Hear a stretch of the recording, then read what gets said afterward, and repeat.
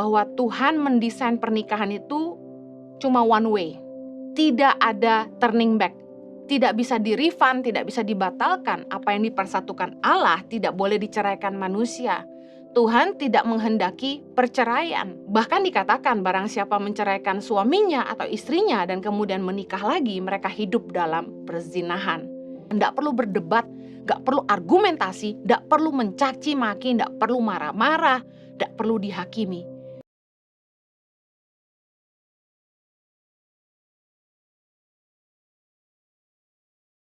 Hari ini saya akan bicara tentang perceraian.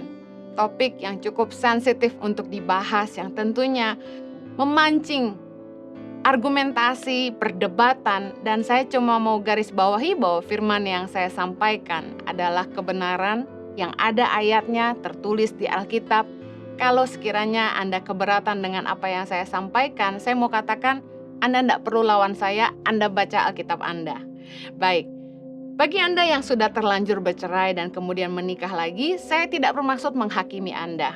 Masing-masing kita harus mempertanggungjawabkan hidup kita sendiri di hadapan Tuhan. Berdoalah untuk kemurahan Tuhan, karena Dia Tuhan Maha Pemurah yang sanggup memulihkan hidup kita. Saya akan masuk dalam firman Tuhan. Apa kata Yesus tentang perceraian? Markus 10 ayat yang kedua dengan judul perikop perceraian berkata begini. Maka datanglah orang-orang Farisi, dan untuk mencobai Yesus, mereka bertanya kepadanya, apakah seorang suami diperbolehkan menceraikan istrinya? Tetapi jawabnya kepada mereka, apa perintah Musa kepada kamu? Jawab mereka, Musa memberi izin untuk menceraikannya dengan membuat surat cerai. Ayat yang kelima, lalu kata Yesus kepada mereka, justru karena ketegaran hatimulah, maka Musa menuliskan perintah ini untuk kamu. Mari lihat ayat yang keenam. Sebab pada awal dunia, Allah menjadikan mereka laki-laki dan perempuan. Sebab itu laki-laki akan meninggalkan ayahnya dan ibunya dan bersatu dengan istrinya, sehingga keduanya itu menjadi satu daging. Demikianlah mereka bukan lagi dua, melainkan satu. Karena itu apa yang telah dipersatukan Allah tidak boleh diceraikan manusia. Ketika mereka sudah di rumah, murid-murid itu bertanya pula kepada Yesus tentang hal itu. Lalu katanya kepada mereka, barang siapa menceraikan istrinya, lalu kawin dengan perempuan lain, ia hidup dalam perzinahan terhadap istrinya itu. Dan jika si istri menceraikan suaminya dan kawin dengan laki-laki lain, ia berbuat zina. Dari Markus 10 ayat 1-12 kita bisa tahu bahwa Yesus menyampaikan bahwa Tuhan mendesain pernikahan itu cuma one way. Tidak ada turning back. Tidak bisa di-refund, tidak bisa dibatalkan. Apa yang dipersatukan Allah tidak boleh diceraikan manusia. Tuhan tidak menghendaki perceraian. Bahkan dikatakan barang siapa menceraikan suaminya atau istrinya dan kemudian menikah lagi, mereka hidup dalam perzinahan. Di ayat yang ke-7 dikatakan, sebab itu laki-laki akan meninggalkan ayahnya dan ibunya dan bersatu dengan istrinya. Ironis sekali kalau dalam beberapa pernikahan yang saya konselingkan, justru orang tua dari pihak suami atau istrilah yang menyarankan agar anak-anak mereka bercerai. Justru orang tua dari pihak suami atau istri yang menjauhkan atau memisahkan pasangan yang sudah menikah. Padahal firman Tuhan jelas, ketika menikah, laki-laki akan meninggalkan ayahnya dan ibunya dan bersatu dengan istrinya. Dikatakan mereka bukan lagi dua tetapi satu ketika suami dan istri menikah di dalam Tuhan. Di hadapan Tuhan kita bukan dua, tapi satu. Apa yang dipersatukan Allah tidak boleh diceraikan manusia. Bukannya ayat ini bicara soal anak harus ninggalin orang tua. Tidak peduli lagi, bukan begitu. Tapi artinya begini, orang tua artinya harus hands off. Membiarkan anak mereka membangun rumah tangganya. Mertua harusnya tidak ikut campur tangan dalam pernikahan anak-anak mereka. Ada seorang istri hamba Tuhan yang cerita kepada saya bahwa mertua perempuannya justru yang menyuruh anak laki-lakinya untuk mengusir istrinya dari rumah. Bayangkan. Bahkan ada orang tua yang menyuruh anaknya meninggalkan suaminya. Sudah beberapa konseling yang saya tangani, justru ironis orang tua yang memisahkan anak-anak mereka yang sudah menikah. Mari ketahuilah kebenaran firman Tuhan bahwa apa yang dipersatukan Allah tidak boleh diceraikan manusia. Kita akan berurusan dengan Tuhan apabila kita coba-coba menceraikan apa yang Dia persatukan. Sama seperti panggilan Tuhan dalam hidup kita. Kalau dengan alasan pelayanan, panggilan, kita meninggalkan istri dan anak-anak kita atau sebaliknya meninggalkan suami dan anak-anak demi mengikuti visi katanya yang dari Tuhan, saya tidak percaya. Karena saya percaya bahwa panggilan dari Tuhan tidak akan memisahkan apa yang Dia persatukan. Sejak awal dunia Yesus katakan, Allah menciptakan laki-laki dan perempuan itu, mereka akan meninggalkan ayahnya dan ibunya dan keduanya menjadi satu daging. Apa yang dipersatukan Allah tidak boleh diceraikan manusia. Jadi apakah perceraian diizinkan oleh Tuhan? Yesus bilang tidak. Ada satu kali seorang ibu bertanya kepada saya, Bu Heni, saya waktu menikah sama suami saya mualaf. Sekarang saya ingin kembali kepada Yesus dan kami beda keyakinan. Apakah saya boleh bercerai dengan suami saya? Saya katakan tidak. Beda keyakinan tidak boleh menjadi alasan perceraian. 1 Korintus 7 ayat 12. Kepada orang-orang lain, aku bukan Tuhan, katakan.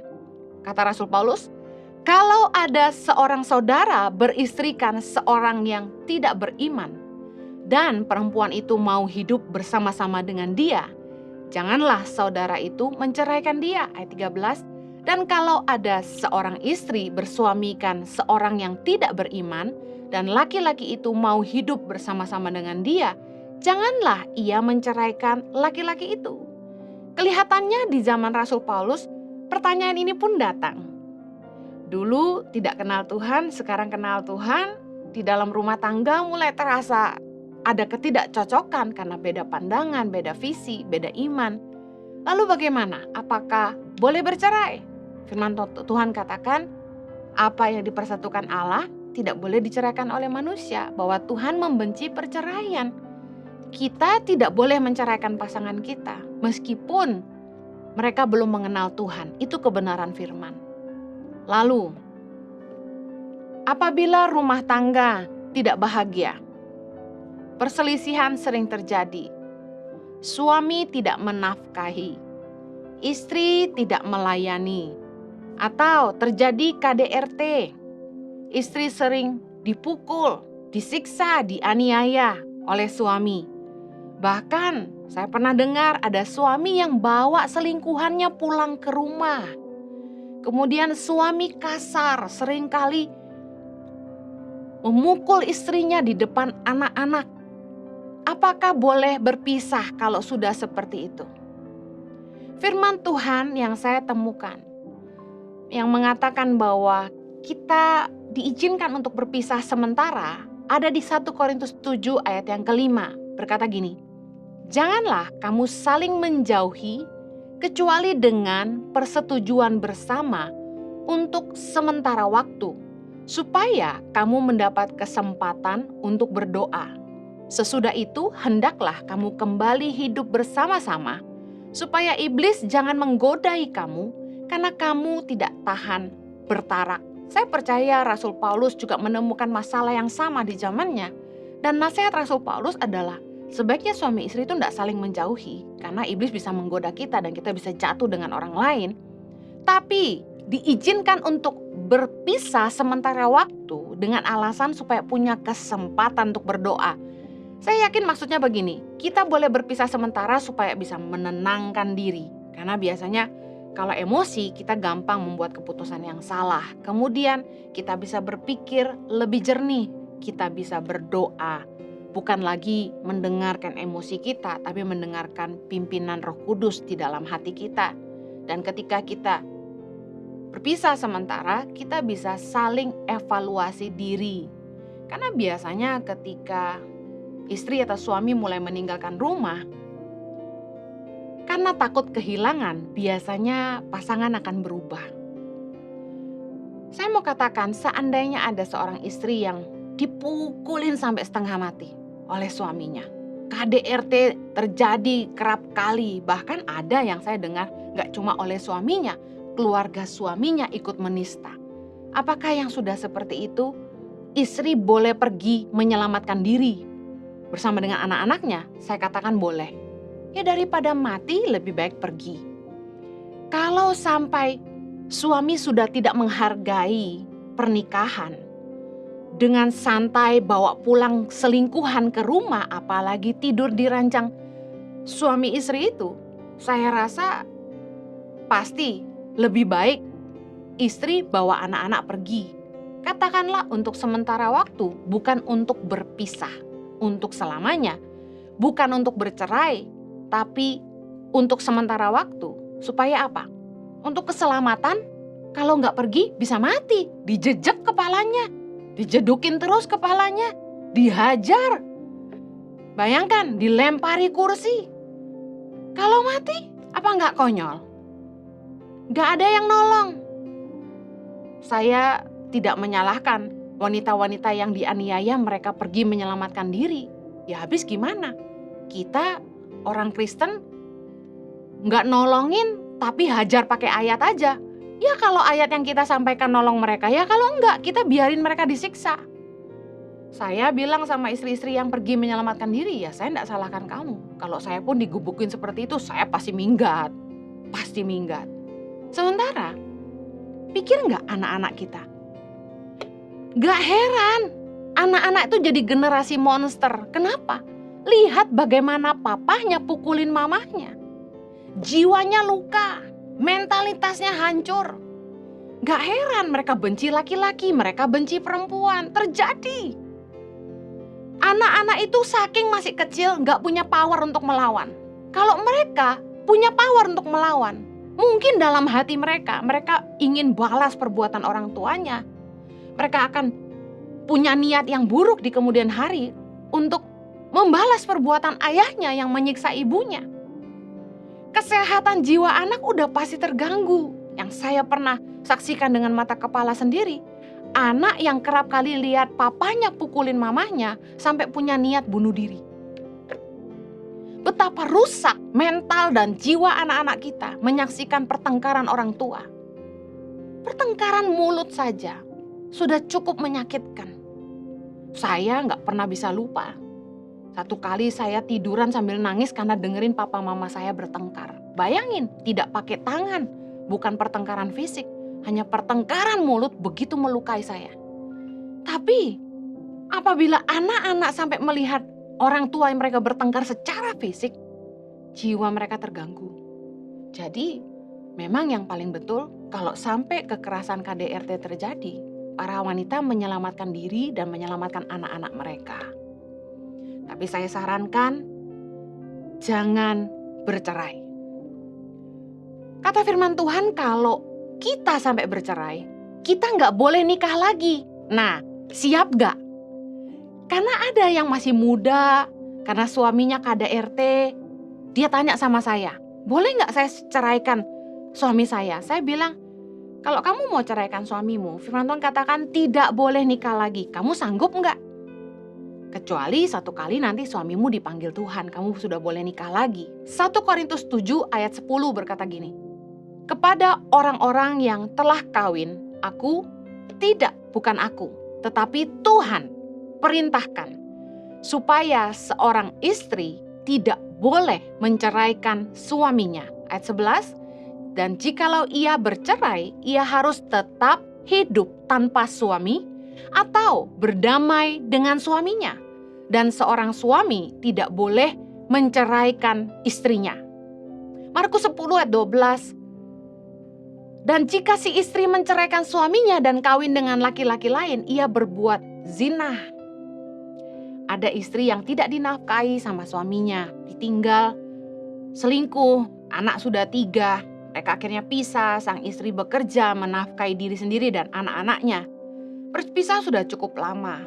Lalu dia tanya sama saya, apakah saya boleh menikah lagi? Saya tanya, apakah suamimu masih hidup? Kalau masih hidup, tidak boleh nikah lagi, kata firman Tuhan. Tentu sebagai manusia Anda punya kehendak bebas. Saya sebagai hamba Tuhan tidak bisa melarang, tapi hanya bisa menasehati sesuai firman Tuhan. Sekali lagi, keputusan di tangan Anda. Tapi kalau mau ikuti kebenaran, kalau sampai cerai tidak boleh nikah lagi sampai pasangan dipanggil Tuhan.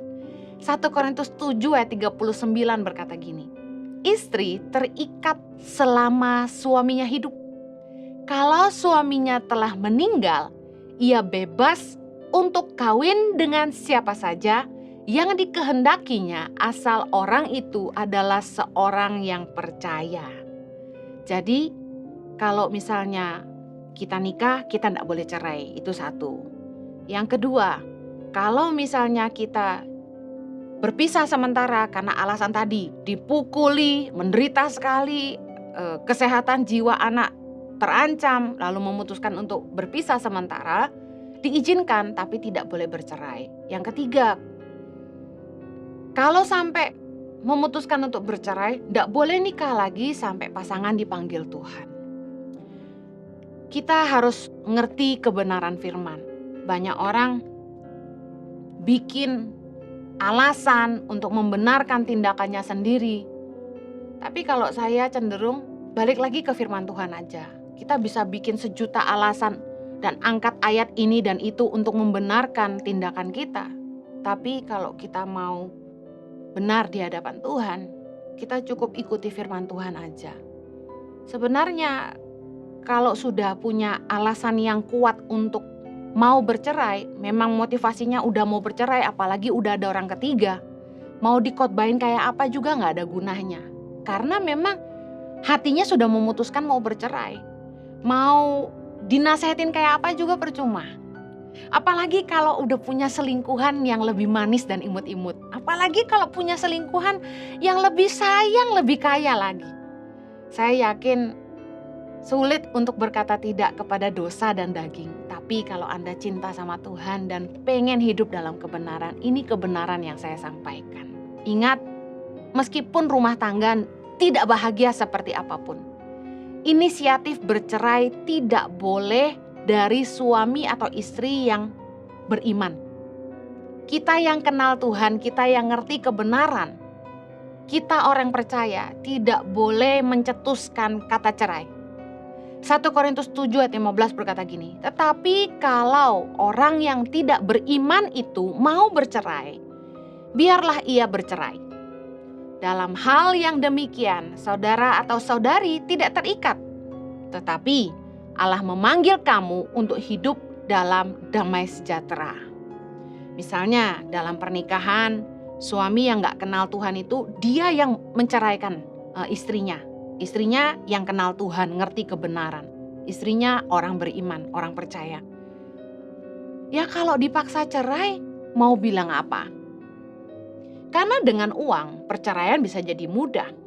Tetapi yang firman Tuhan katakan adalah, inisiatif untuk bercerai itu tidak boleh dari kita orang percaya.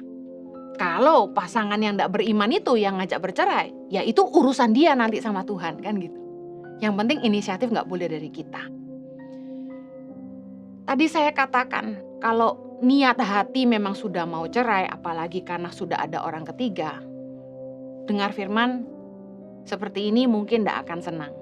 Tapi kalau niat hati mau tetap taat sama kebenaran, keadaan rumah tangga seretak apapun, tetap perjuangkan. Doakan dan menangkan pasanganmu.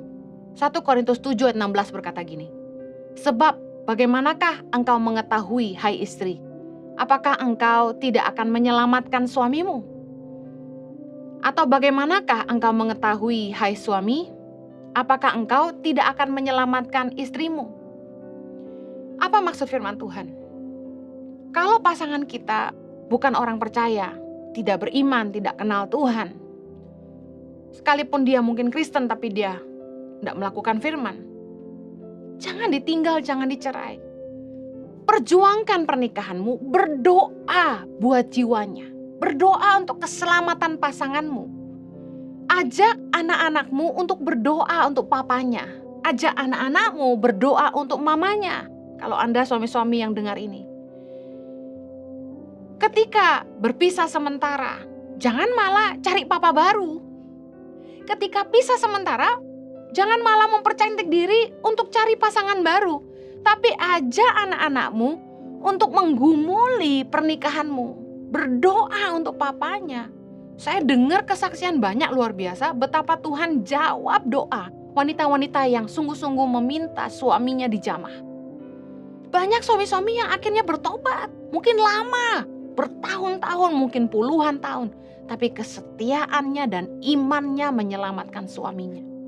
Tapi balik lagi ke motivasi hati. Emang dasarnya mau cerai ya susah. Tapi kalau masih mau taat sama kebenaran firman, perjuangkan pernikahanmu. Tidak ada yang mustahil bagi Tuhan. Mari berdoa, rebut hati pasanganmu. Amsal 21 ayat 1 berkata, hati raja seperti batang air di dalam tangan Tuhan. Dialirkannya kemana ia ingini. Doain suamimu. Ganti kata raja dengan nama suamimu. Kecuali nama suamimu raja. Katakan, hati suamiku seperti batang air di dalam tangan Tuhan. Dialirkannya kemana ia ingini. Tuhan, biarlah hati suamiku hanya untuk aku dan Engkau Tuhan. Hanya untuk aku dan anak-anakku Tuhan. Biarlah suamiku jadi suami yang setia. Mencintai aku dan anak-anakku Tuhan. Biarlah suamiku takut akan Engkau Tuhan. Ayo doain suamimu. Menangkan jiwanya. Rebut jiwanya untuk Tuhan. Apakah engkau tidak yakin bahwa engkau sanggup menyelamatkan suamimu apabila engkau terus berdoa buat dia? Jangan underestimate kuasa doa. Kuasa doa itu luar biasa karena Tuhan kita sanggup bekerja. Berikutnya, kalau Anda nikah sama pasangan yang tidak beriman, katakanlah agamanya udah benar sama, tapi nggak menjalankan iman, nggak melakukan firman, nggak jadi teladan, nggak jadi imam. Jangan dihakimi. Karena cerewetmu tuh nggak menyelamatkan dia. Keteladananmu yang akan menyelamatkan dia. 1 Petrus 3 dengan judul perikop, hidup bersama suami istri. Ayat yang pertama, demikian juga kamu, hai istri-istri, tunduklah kepada suamimu, supaya jika ada di antara mereka yang tidak taat kepada firman, mereka juga tanpa perkataan dimenangkan oleh kelakuan istrinya. Jika mereka melihat bagaimana murni dan salehnya hidup istri mereka itu. Perempuan banyak kali kecewa di dalam pernikahan ketika melihat suami yang duluan ikut Tuhan, yang katanya Kristen tapi malah gak jadi imam. Suami yang gak jadi teladan, gak pernah doain anak, gak pernah ngajarin anak firman Tuhan. Tapi kalau pelayanan hebat. Dengar baik, pernikahanmu gak akan jadi lebih baik kalau isinya cuma penghakiman. Saling menghakimi malah akan jadi saling menyakiti.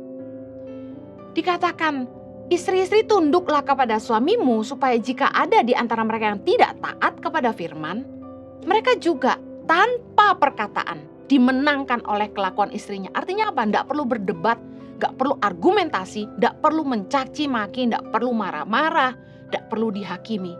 Tapi ini yang powerful. 1 Petrus 3 ayat kedua.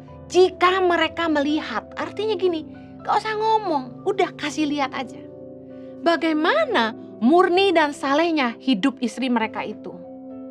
Kita harus menunjukkan iman kita dalam tindakan yang nyata, dalam hidup kita sehari-hari. Kalau kita bilang kita kenal Tuhan, kita percaya kebenaran firman Tuhan, kita percaya kasih, ayo hidupi. Kasih itu mengampuni. Kasih itu murah hati. Kasih itu tidak bersikap kurang ajar. Kasih itu pasti memberikan ruang untuk kesalahan. Kasih itu mempercayai segala sesuatu. Ayo kita hidupi itu. Bukannya cerewet, sama pembantu kasar, sama pegawai gak baik. Ya suami kita gak akan lihat keteladanan kita. Ayo biar tindakan dan hidup kita yang bicara lebih keras daripada perkataan kita. Hidup orang percaya itu harus jadi keharuman bagi nama Yesus. 2 Korintus 2 ayat 14. Tetapi syukur bagi Allah yang dalam Kristus selalu membawa kami di jalan kemenangannya. Dengan perantaraan kami, Ia menyebarkan keharuman pengenalan akan Dia di mana-mana. Dengan perantaraan kitalah Tuhan bisa menyebarkan keharuman pengenalan akan Dia di mana-mana, dimulai dari rumah tangga kita. Bagaimana suami atau istri kita bisa lihat, oh ini loh dampaknya kalau ikut Yesus. Jadi baik, ndak malas, jadi jujur, jadi sabar, jadi lemah lembut, jadi bisa menguasai diri, jadi bertanggung jawab, suka berdoa, menghidupi kasih, murah hati. Orang harus lihat keharuman pengenalan akan Kristus dalam hidup kita. Dimulai dari rumah, dimulai dari rumah tangga. Suami harus jadi saksi buat istri, istri harus jadi saksi buat suami, orang tua harus jadi saksi buat anak-anak, anak-anak harus jadi teladan buat satu sama lain. Kekristenan bukan agama, tapi bicara soal budaya kerajaan sorga. Budaya kasih yang kita hidupi bersama. Saya percaya Roh Kuduslah yang akan memampukan kita untuk bisa jadi saksi di tengah-tengah keluarga. Ingat dalam Kisah Rasul 1 ayat 8 dikatakan, tetapi kamu akan menerima kuasa kalau Roh Kudus turun ke atas kamu dan kamu akan menjadi saksiku di Yerusalem. Bicara soal keluarga. Kita butuh Tuhan untuk tolong kita. Saya mau akhiri dengan ini. Kunci rumah tangga yang bahagia. Setelah membahas soal hidup bersama suami istri, Rasul Petrus mengajar kita tentang kasih dan damai. Kalau Anda ingin rumah tanggamu penuh kasih dan damai, mari baca ayat ini. Ayat ke-8, dan akhirnya hendaklah kamu semua seia sekata, seperasaan, mengasihi saudara-saudara, penyayang dan rendah hati, dan janganlah membalas kejahatan dengan kejahatan, atau caci maki dengan caci maki, tetapi sebaliknya hendaklah kamu memberkati. Karena untuk itulah kamu dipanggil, yaitu untuk memperoleh berkat. Siapa yang mau mencintai hidup dan mau melihat hari-hari baik, ia harus menjaga lidahnya terhadap yang jahat dan bibirnya terhadap ucapan-ucapan yang menipu. Ayat 11, ia harus menjauhi yang jahat dan melakukan yang baik. Ia harus mencari perdamaian dan berusaha mendapatkannya. Sebab mata Tuhan tertuju kepada orang-orang benar dan telinganya kepada permohonan mereka yang minta tolong. Tetapi wajah Tuhan menentang orang-orang yang berbuat jahat. Kalau rumah tangga kita ingin penuh dengan kasih dan damai, kita harus belajar sehati, mengasihi saudara-saudara, gak cuma mengasihi suami kita, tapi mengasihi semua orang. Kita harus jadi penyayang, rendah hati. Jangan balas kejahatan dengan kejahatan, jangan suka mencaci orang lain. Kita harus hidup jadi berkat. Kita harus jaga mulut kita, karena seringkali mulut kita ini sumber masalah. Justru rumah tangga tidak akan bahagia kalau pasangan tidak jaga lidah. Kita harus menciptakan perdamaian di dalam rumah tangga. Berusaha supaya kalau suami pulang rumah tuh damai. Sama dengan itu, suami juga harus membuat istri merasa damai. Banyak kali yang ada rasa takut, bukannya damai. Mari kita belajar. Karena pembelaan Tuhan dalam hidup kita dan rumah tangga kita tergantung respon kita. Saya akhiri dengan Mazmur 10 ayat 14. Engkau memang melihatnya, sebab engkaulah yang melihat kesusahan dan sakit hati, supaya engkau mengambilnya ke dalam tanganmu sendiri. Kepadamulah orang lemah menyerahkan diri. Untuk anak yatim engkau menjadi penolong. Mari belajar merespon dengan benar. Belajar berserah sama Tuhan, belajar mempercayai Tuhan untuk hidupmu, keluargamu, dan masa depan anak-anakmu. Mari libatkan Tuhan, jangan pakai kekuatan sendiri dalam menghadapi masalah. Pastikan kita tetap hidup dalam kebenaran. Karena kalau kita nggak hidup dalam kebenaran, Tuhan nggak ikut campur tangan. Mari belajar menyerahkan segala kesusahan dan sakit hati kita kepada Tuhan. Percayalah, Tuhanlah yang sanggup memulihkan kita. Berhenti menghakimi, ayo mulai mengampuni. Jangan terus menuduh, tapi periksa diri kita, perbaiki diri kita sendiri. Belajar hidup jadi berkat buat pasangan kita. Tuhan memberkati, mari kita berdoa. Bapa di sorga, hamba-Mu berdoa. Sembuhkan luka hati para wanita Tuhan. Mereka yang mengalami penderitaan, tekanan, sakit hati dalam pernikahan mereka. Mereka tidak dihargai, merasa tidak dicintai, merasa tidak diinginkan. Tuhan, hamba-Mu berdoa, balut luka hati para wanita Tuhan. Sembuhkan mereka, pulihkan mereka Tuhan. Karena kalau mereka pulih, mereka jadi kuat Tuhan. Mereka akan sanggup menanggung semua penderitaan mereka. Bapa, para wanita adalah kekuatan. Mereka yang akan melahirkan generasi dan mendidik generasi ke depan. Biarlah setiap wanita boleh punya hati yang sembuh dan jiwa yang sehat, supaya mereka juga bisa mendidik anak-anak mereka dalam kebenaran firman dan takut akan Tuhan. Pulihkan setiap rumah tangga. Ampuni para suami mereka Tuhan, yang gak menafkahi, yang gak tanggung jawab, yang kasar, yang selingkuhin mereka, yang gak peduli sama istri mereka. Bapa, kami berdoa agar Tuhan memulihkan setiap rumah tangga, juga para wanita yang selama ini menelantarkan suami, ndak ngurus suami, ndak melayani suami, ndak ngurus anak, gak tanggung jawab sebagai perempuan. Kami berdoa Tuhan jamah supaya hati kami kembali kepada keluarga kami. Tuhan, pulihkan setiap rumah tangga. Mau berdoa dari keluarga-keluarga yang dipulihkan, Tuhan boleh berdaulat. Terima kasih Tuhan, terima kasih. Bapa, berkati hamba-Mu, menyerahkan setiap wanita yang mengikuti tayangan ibadah ini. Demi nama Yesus kami berdoa. Amen.